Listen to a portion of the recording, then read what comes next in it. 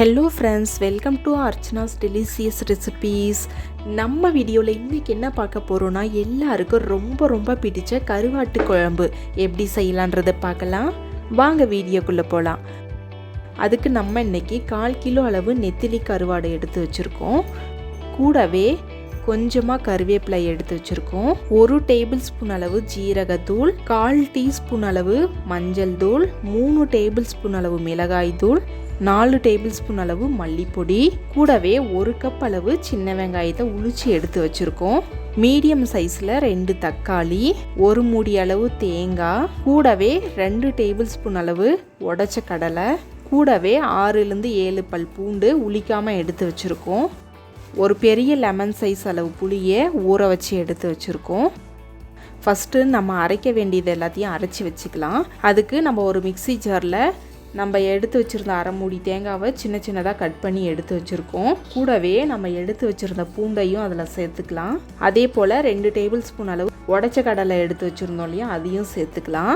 இந்த 3 பொருளையும் மிக்ஸி ஜாரில் சேர்த்ததுக்கப்புறமா இதை கொஞ்சமாக தண்ணி சேர்த்துட்டு நல்லா நைஸாக அரைச்சி எடுத்து வச்சுக்கலாம். பாருங்கள், இந்த அளவுக்கு நைஸாக அரைச்சி எடுத்து வச்சுக்கோங்க.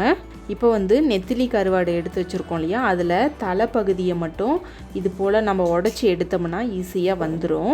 தலைப்பகுதியை சேர்க்க வேண்டாம். தலையோடு சேர்த்து நம்ம கருவாட்டு குழம்பு செஞ்சோம்னா நல்லா இருக்காது. அதனால் தலையை மட்டும் நம்ம எடுத்துடலாம். எடுத்துட்டு ஒரு கடாயில் இது போல் சேர்த்துட்டு நல்லா ஃப்ரை பண்ணிக்கோங்க. அப்போ தான் அந்த நெத்திலி கருவாடில் ஒட்டி இருக்கிற மண் எல்லாமே சூட்டுக்கு கீழே எல்லாம் கொட்ட ஆரம்பிச்சிரும்.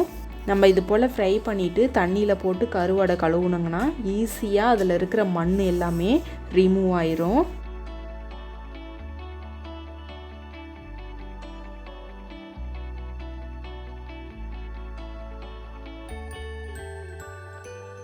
இந்த கருவாடை நல்லா சூடாக வறுத்த உடனே அதில் தண்ணி சேர்த்துக்கலாம். தண்ணி சேர்த்துட்டு ஒரு 5 நிமிஷம் அப்படியே விட்டுருங்க. விட்டுட்டு இது போல் நல்லா கருவாடு ஊறினதுக்கு அப்புறமா கையில் எடுத்து இது போல் பிசைஞ்சு எடுத்திங்கன்னா அந்த மண் எல்லாமே நல்லா ஈஸியாக கழுவி எடுத்துடலாம். இப்போ நம்ம கருவாடை எல்லாத்தையுமே கழுவி எடுத்து வச்சிடலாம்.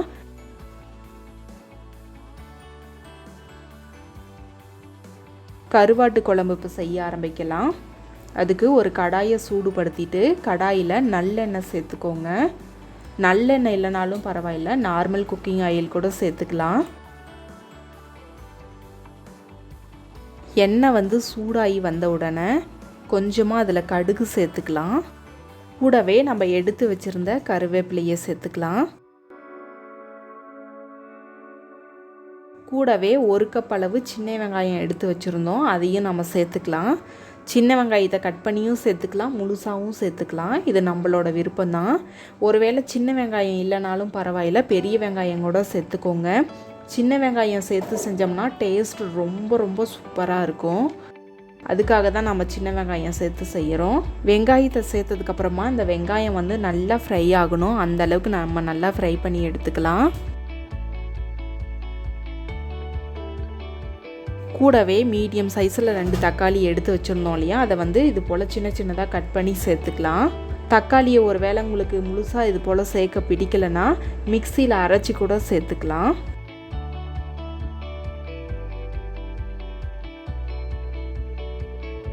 தக்காளி சீக்கிரமாக வதங்கி வர்றதுக்காக கொஞ்சமாக உப்பு சேர்த்துக்கலாம்.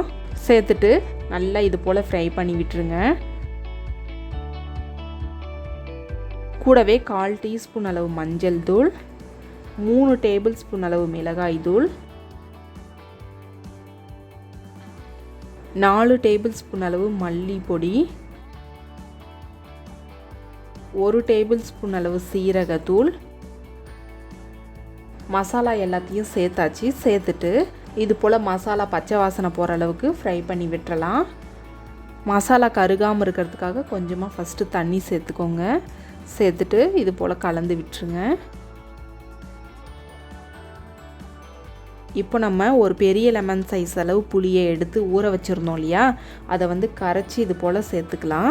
இந்த ட்ரை ஃபிஷ் குழம்புக்கு பார்த்திங்கன்னா புளி ரொம்ப அதிகமாகவும் சேர்க்கக்கூடாது, ரொம்ப குறைவாகவும் சேர்க்கக்கூடாது, மீடியமாக சேர்க்கணும். அப்போ தான் டேஸ்ட் ரொம்ப நல்லாயிருக்கும்.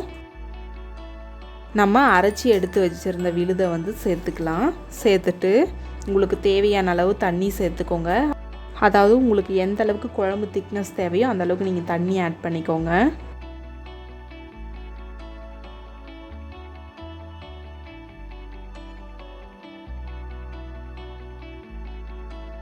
இப்போ நம்ம உப்பு வந்து 1 டேபிள் ஸ்பூன் அளவு சேர்த்துக்கலாம்.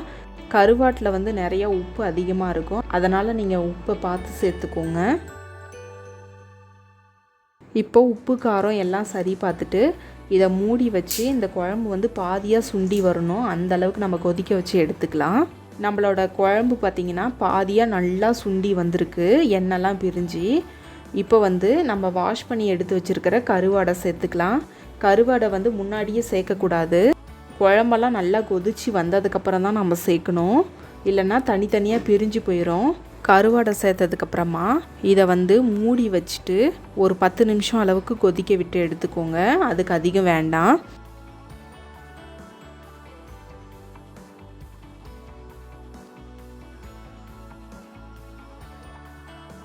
பத்து நிமிஷத்துக்கு அப்புறம் பாருங்கள், நம்மளோட கருவாடு குழம்புல எண்ணெய்லாம் பிரிஞ்சு நல்லா ரெடியாகி வந்திருக்கு.